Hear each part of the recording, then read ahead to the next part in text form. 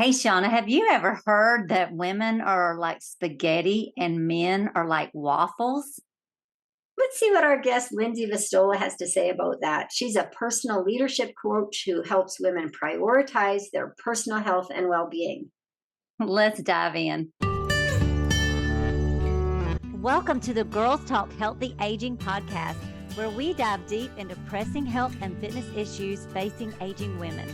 I'm Alli Kerr. And I'm Shawna Kaminski, and together we'll bring candid conversations, expert advice, and personal stories that will inspire and empower you on your own wellness journey.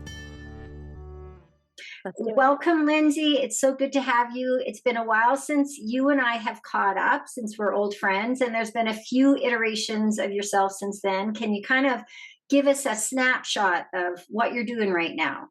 Sure. So I guess if we'll work sort of backwards, I currently work with, I call them high achieving women who want to do it all.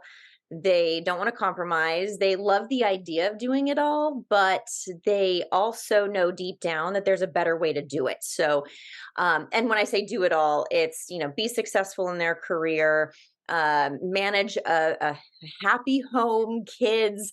They're probably, a lot of these women are they're involved in their community, and but they kind of do it with the stoicism, and there's always something that comes at a cost of being this high achieving woman, and it's the cost of their health, their mental health, relationships, and that's what kind of stifles their ultimate success, and why they kind of feel like even though they're giving their best, it sometimes doesn't feel good enough. So what I do is I work with women one-on-one coaching, and I also do personal development workshops in the corporate space, primarily for women's leadership organizations or coming into companies and really helping to up level the personal potential, the personal leadership of these high achieving women, so that that can be mirrored in their professional lives as well. So that kind of gives you a snapshot of what I'm currently doing now. And there's been, as you mentioned, several iterations as part of that evolution that I'm sure we'll get to talk about. I was going to say, Lindsay, share with us what are some examples of how ladies, their health may be suffering. Some examples, maybe clients you've worked with. What do you see? So I see what happens, so I used to work, I was in the fitness industry, owned a women's lifestyle gym, fitness, wellness. We went from small group training to boot camps. Both of you are very familiar with that. And, one question I would always ask, the first question I asked women wasn't, what's your goal? Because most women are conditioned, even if we don't realize it, our goal is lose X number of pounds or have more energy, right? And it doesn't tell us very much as coaches. And so the question I would ask is, tell me about a time in your life when you felt your best. And I would leave it open ended, because it's interesting how women interpret, I'm doing air quotes if you're listening to this, right? At your best. And so it's interesting, as women, they would, kind of, there's a pause, because they're thinking, well, I can answer this two ways: either physically when I felt my best. And usually this is like before they were married, before they have kids, when they were kind of coming into the height of their career. So their responsibilities per se, yeah, they had a lot going on, but obviously their stress levels were very different in their 20s. And so they'll say that, and then there's always a, yeah, but I'm actually more confident now. Like I feel more, when they're in their careers, right? And they feel more assertive and more confident in the way that they show up at work, or they feel more confident having difficult conversations. So it's an interesting question, because then the next question becomes, well, you don't wake up one day 20 pounds overweight and lacking energy. It's years of putting off something. And it's so interesting to me, and I say this because I've it's happened to me myself. I'm sure both of you can identify where there's this incongruence. There's a misalignment between the professional self. So as women, we're showing up and I hate the word boss babes, but we're showing up and we're confident in our job. We're confident in our career. Maybe we're climbing the corporate ladder or we're excelling in our business, but it's always at the cost of something. And that something is typically physical health. And physical and mental health, as you all know, is so intricately intertwined, and they keep putting it off. It's like, after this busy tax season, if they're in a finance, right? Or after the kids go back to school, right? Then I can focus on me. After, once I get my promotion and, I'm making more money, and then I can hire a house cleaner, that will give me more time. And because we've overcomplicated what it really takes to like minimally take care of ourselves and make ourselves a priority. So it's so interesting. I'll sit with these women who are so outwardly confident. Outwardly, they have everything put together, but inside they're like this. I have no better explanation than like this little girl who is frustrated with herself. She's failed herself. She feels like she's not able to achieve anything. And that's what's really holding them back. And if we were just to like find a way to make her personally, internally as confident as she is the way she shows up at her job and her career, can we imagine like if both of those identities were at their peak potential, like how much more successful could you be in your work? How much better version of and I say better loosely, right? As a mom or a wife or, and without the cost of health. Because usually I see women, they're at the peak of their career. They're usually turning 50 or some milestone. Like it's a milestone where they're like, holy, I'm looking back at my life. Where did it go? And they're kind of angry. They're like, I've spent the last 30 years giving everything to everybody else. I'm sick of it. I'm sick of like letting myself down. And that's usually the impetus for them to make some sort of change, whether it's investing in, personal training or just spending 30 minutes for themselves or hiring a coach. So that's where I think, if that answers your question, that biggest gap, that they constantly put themselves back because it's sort of this like, I'll get to it later. How can we redefine success for women? Because I think we all think of the job, the boss babe, who, as who we are and we identify. So what can we do as gals? To redefine success, I think this is so interesting because there's a tendency, I think, especially for high achieving women, to define success by external definitions, and we're not even aware of it. So, and I even look at my life, and I don't know if you guys can identify with this, but it's like you get the good grades, you're class president, you do the sports, like you do all the things, and then you take on your first job and you get promoted. And those external validations, they feel good in the moment, right? You're working hard, but does it really align with like what actually makes us happy? And I remember it's like little things. See, many of us, I think, have had these successes as they align with evolutions of ourselves. I know it sounds so silly, but I was a freshman and I was a cheerleader, and I loved cheerleading. It was actually very challenging, very competitive. But it's like I loved basketball too. And like the coach was trying to recruit me. And it was like the first big decision of like evolution that I had to make. And it was like, but everybody knows that I'm like the captain of the cheerleading team. And like to make that change, and imposter syndrome comes up. And like it's such a simple example. But from that young, impressionable time, I think as women in particular, we either avoid or delay evolutions of ourselves, of what we really want to do and what would actually make us feel really successful, because it aligns with what excites us and what we're passionate about, because we're saying, I don't know, we should stay over here because it's safe and that's what people see me as.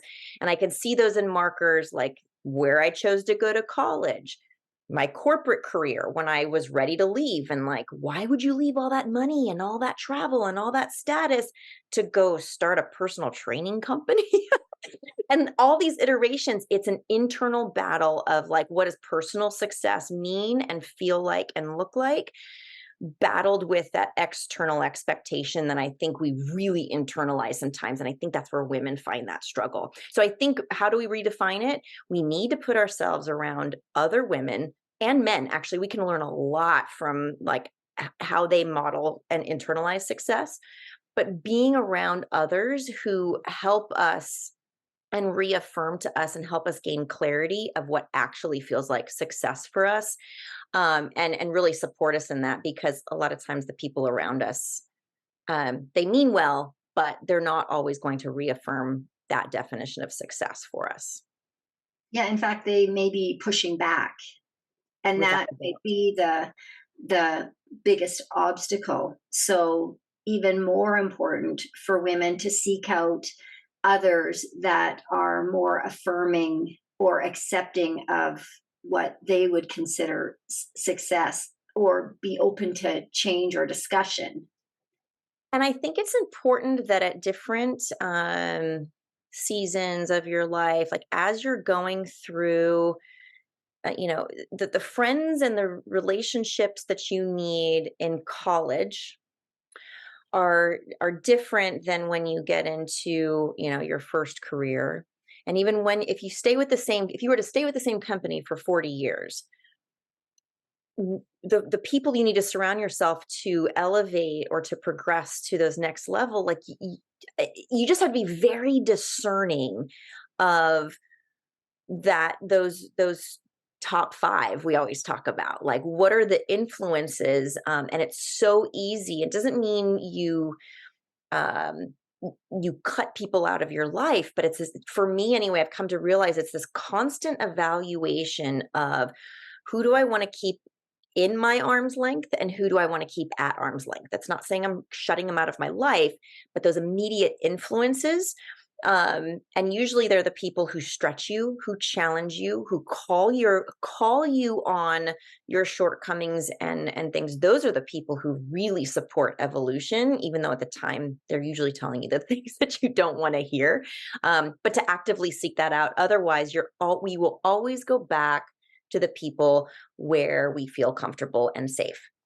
Our family, our old friends from high school and college, maybe our old coworkers. And while they might have a place in our lives, if we really want to evolve to those better versions of ourselves, it means evolving the people who are in our circle, without a doubt, actively and Yeah, actively taking that. which is quite uncomfortable. And I think, while the concept of that sounds great, I think a lot of people would question, well, where do I find those people? How do I find those people that are going to have hard conversations or stretch me? So what would your advice be for that?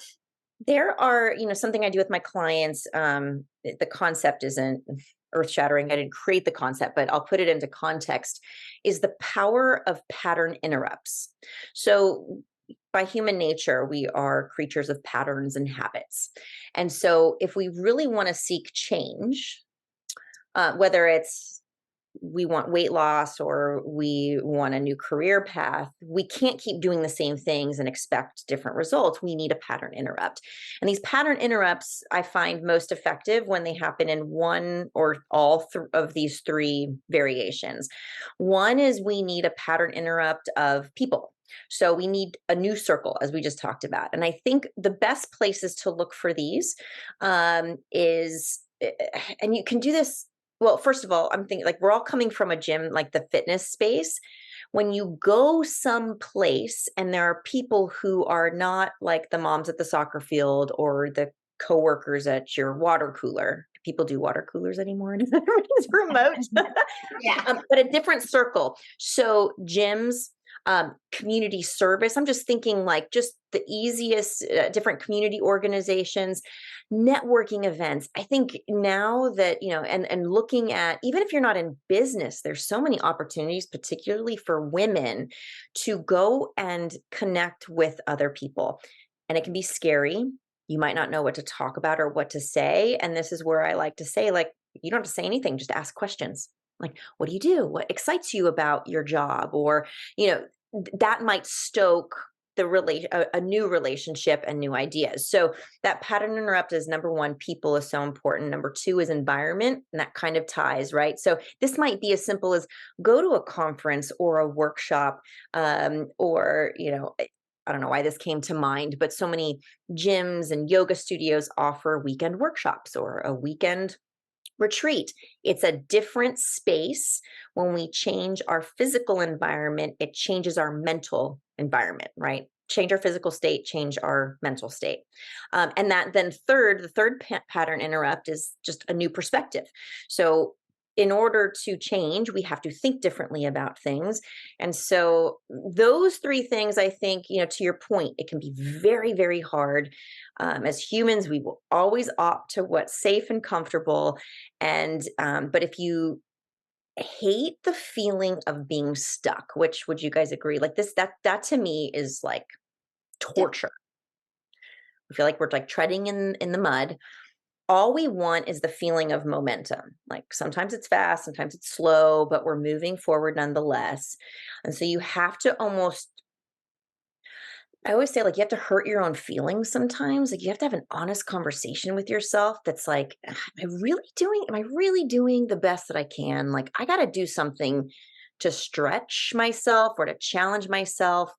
Um, get in rooms with new people. And that might be as simple as like joining the local gym if you're not part of it, or, and something that stokes a new environment, new people, and new perspectives. And I think that's the biggest first step to evolving into that next better, not better, but you know what I mean, like that next iteration of yourself.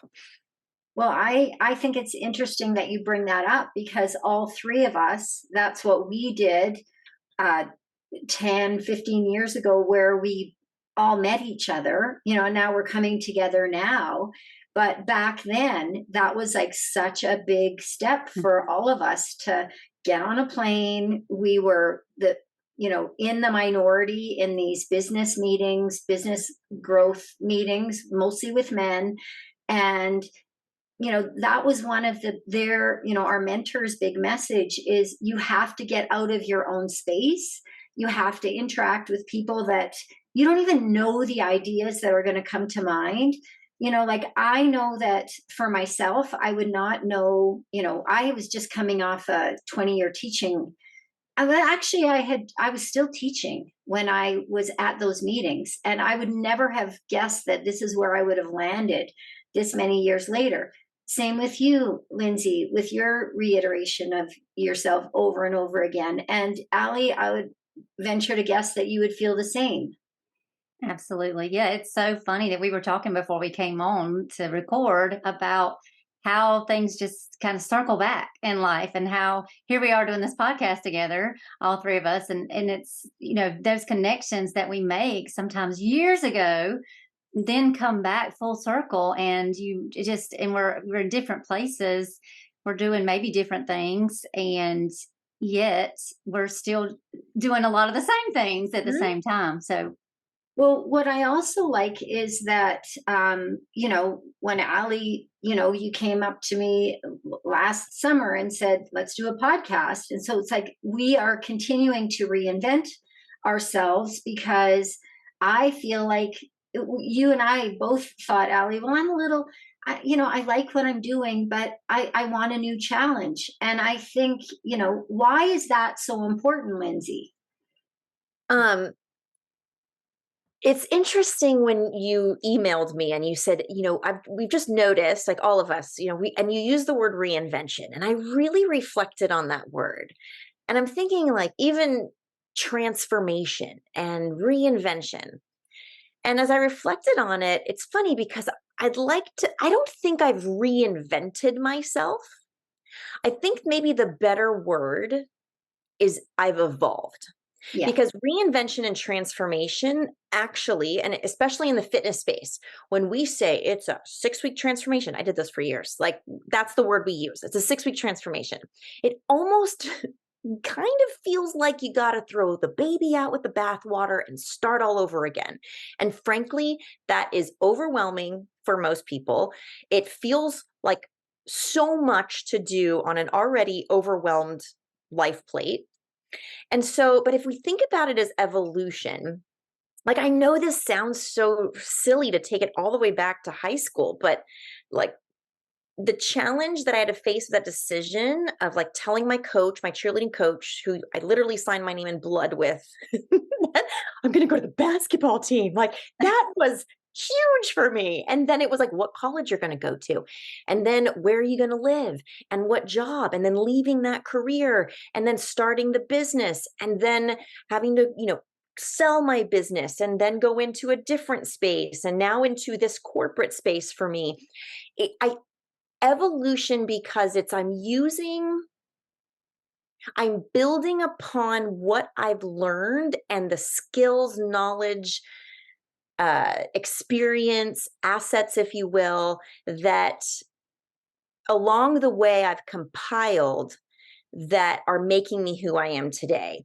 And if I were to say like I'm going to totally reinvent myself and I'm going to, I'm going to be personal trainer today and tomorrow I'm going to be a real estate agent, it's not reinvention, it's just redefining who you are because you've evolved. And I think a lot of people are afraid of change. When I sold my gym after 15 years, and you both can identify with this, or if you're listening and you've ever been part of a community that suddenly then isn't there anymore. When I shifted out of my gym, it was very hard because it was hundreds of women who were like, it was the stages of grief. It was like sadness, anger, confusion, back to anger and, confusion. But I had so many people tell me, Lindsay, you're so brave to do this.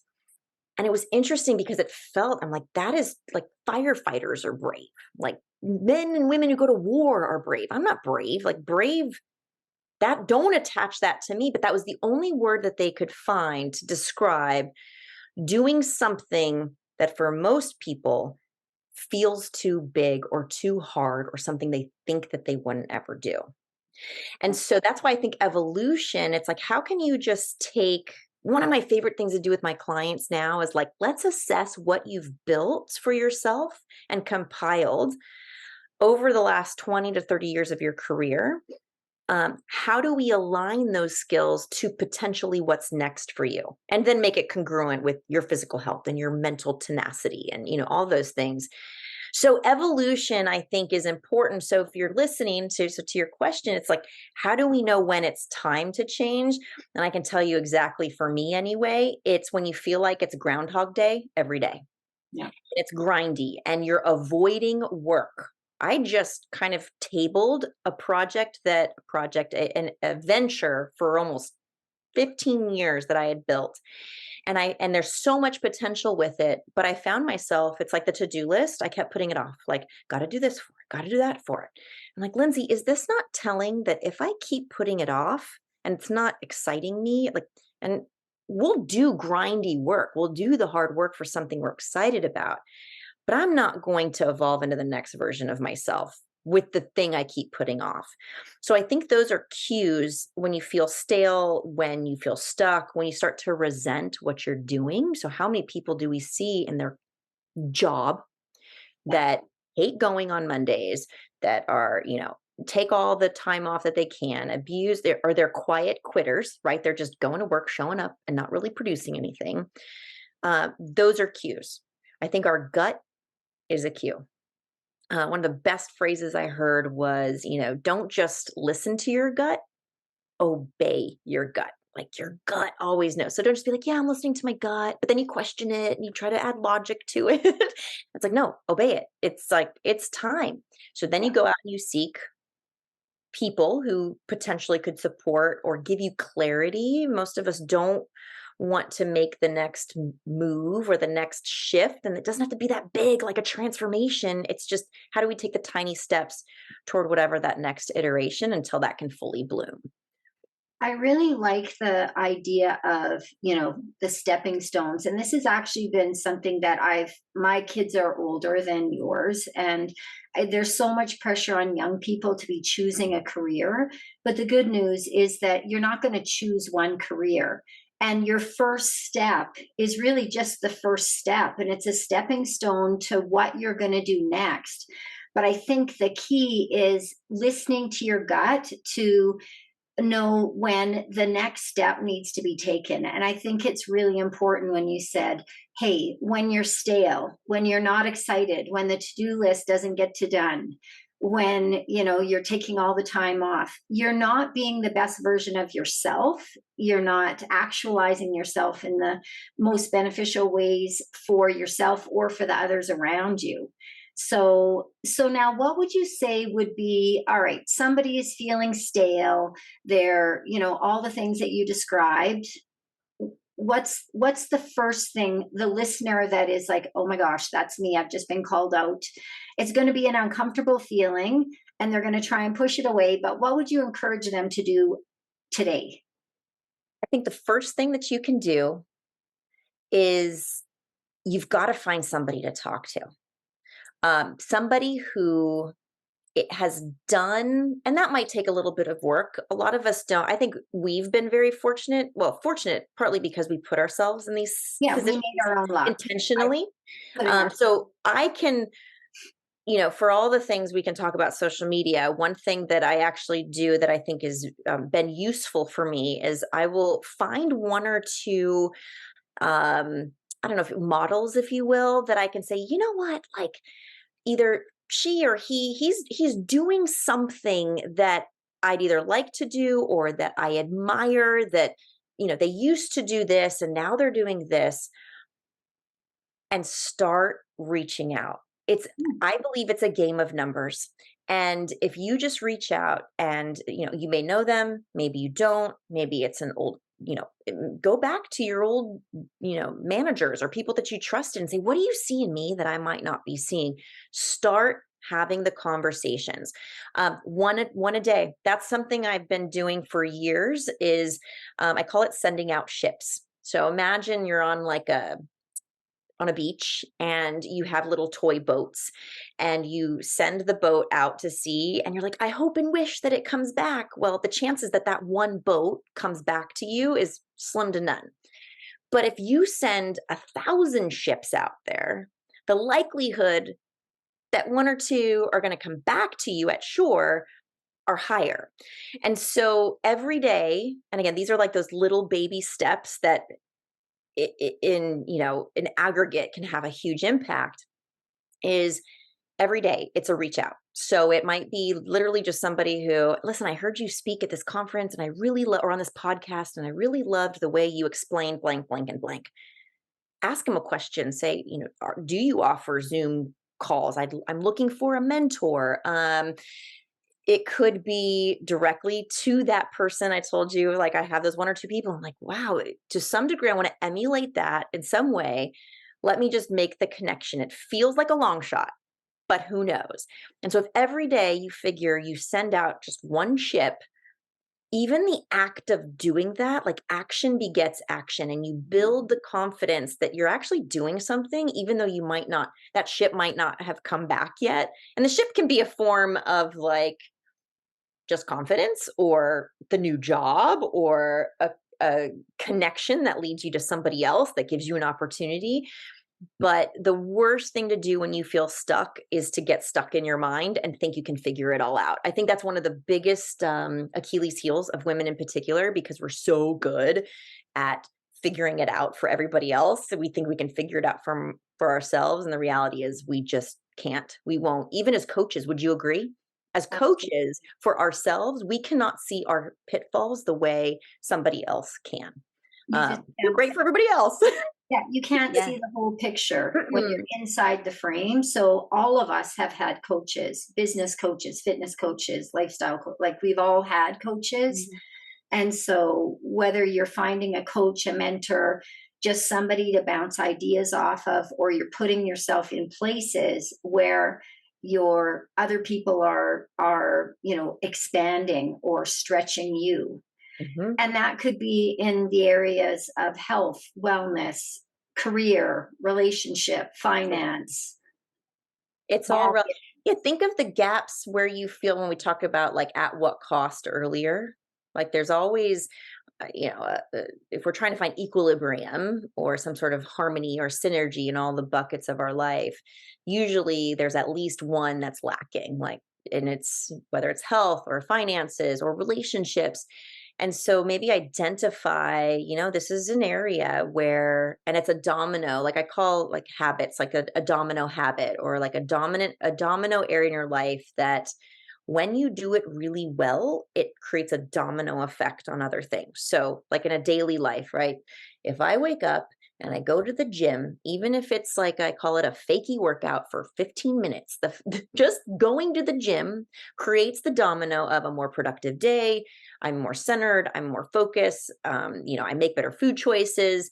So identify that domino if it's finances, and that's trickling into the confidence of other wealth. Go seek out finance groups on social media, financial coaches. There's so much at our fingertips right now than even just 10 years ago for Yeah, us. there are groups for everything now on social media. I'm in like paddleboarding groups now and aerial For groups better or for worse. crazy stuff. There's a group for anything these days. It's true, and Yeah. it can be a very quick track to overwhelm. But I think to your all's point, like, let's just, if we pick that one lane of where we feel like we've paid our dues, or we're overpaying and we're not getting the return on that we need, that could help flourish other areas of our life. Let's just zone in and focus on that one thing. It's very hard as women. We want to multitask and do all the things, but if we focus on the one thing, that can really have a great impact. What do you see different with, because you do primarily work with gals, with women, what is it that makes this so tough for us in particular as women? Oh, this is such a great question. One of my favorite quotes, I don't even know who said it. I heard it years ago. It was a book or a quote or something, but here you'll get the visual, is men are like waffles, women are like spaghetti. So meaning men have a better skill, a natural tendency to compartmentalize things very well. And again, this isn't like a good or bad, right? I think actually we can learn from each other. Whereas women, everything is intertwined. And so a great example is like, you tell a man, go take the garbage bag to the garbage can outside. And that's like one task. And he's thinking about nothing other than getting the bag in the garbage can. You ask a woman to take the garbage to the garbage can, and she's like, oh my gosh, what am I cooking for dinner? And how are the kids? And when am I going to work out? What about that project that's due at work? She is constantly solving problems, making decisions while trying to do 100 other things.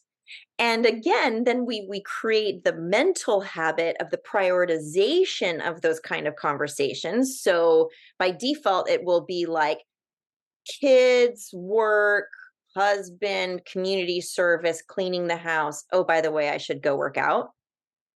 And we never connect how actually, if I were to invest even 20 minutes of physical, something physical, and put that at the top of the priority, I actually could manage everything else 100 times better. I was just talking to a client the other day, and she kind of said jokingly, she's having a challenge trying to stay consistent with her workouts and getting up to work out. And she said, and my husband, he just like, I got to go work out. And she's like, and I'm so mad because he just like does it. And again, it's like she's angry because he connects. If I don't work out, if I don't go to the basement and for 15 minutes just lift some heavy things, it's going to affect everything else. She's wired completely differently. And until she thinks like, actually, instead of being mad at him, maybe if I just kind of adopted that do it anyway mentality, and not think that that's selfish. I think there's a huge martyr selfishness with women that feels like if we do anything for us, it's at the cost or the expense, or how is it going to look if I'm putting me before my kids and my husband and my house and my job. And this is why at 45, 50, 55, 60, we get to the peak and the kids are out of the house and there's really no more places to climb the corporate ladder. And you're like, I just spent the 30 years doing everything for everybody else. And that's when you're finally compelled to do it. So I think that's with men and women. waffles, spaghetti. I think we can learn something from that.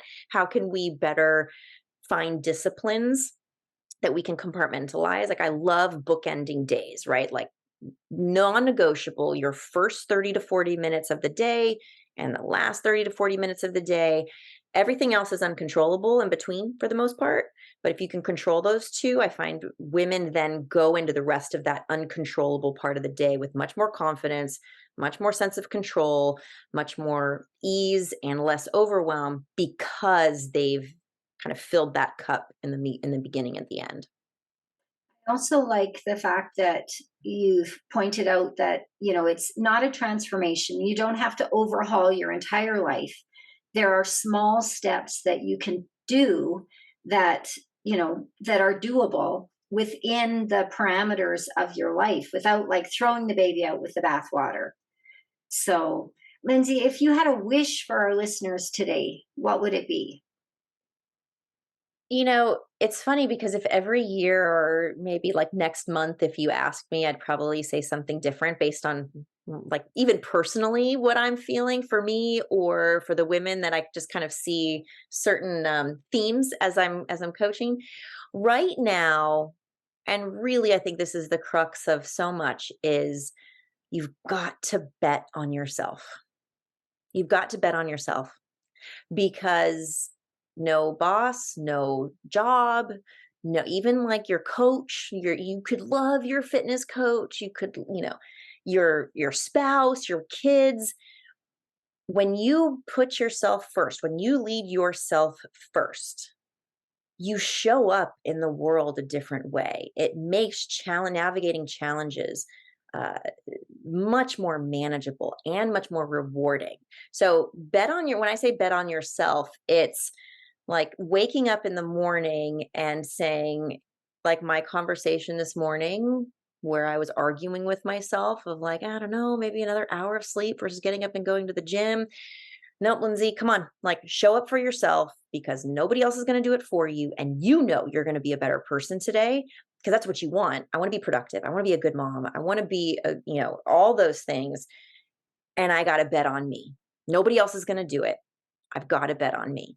And so, especially in those times where you're kind of feeling at the pit or you're stuck or you're stale or in that Groundhog Day, when you take it inward. So as much as we talked about looking outward, right, for people and things, it's got to start with betting on yourself. And that's hard. It takes some self-coaching and almost like I always tease, it's like you have a defendant, like a defense attorney and a prosecutor on each, shoulder. And, the prosecuting attorney is going to be like, you are such a failure and you can never, you never have willpower. And the defense attorney is usually pretty quiet, honestly. We haven't flexed this defense attorney. If you can get this defense attorney to be like, but you know what? I am worth getting up and working out. I am worth putting good food in my body. I am worth investing in myself and getting a coach or being around other people because I'm going to bet on me. And suddenly you quiet that prosecuting attorney and literally, this is where evolution and transformation, if you will, you evolve into that next better version because you're talking to yourself differently. You're betting on you. And it's amazing then what opens up because of that. Want to know more about Lindsay? Check the show notes for information and links to her site. Thanks for listening. You'll find me, Alli, on Instagram at Alli Kerr Fitness. And you'll find me, Shawna, on Instagram at Shawna Kaminski. Feel free to pop us a DM with questions and or feedback. Until next time, be healthy and be happy.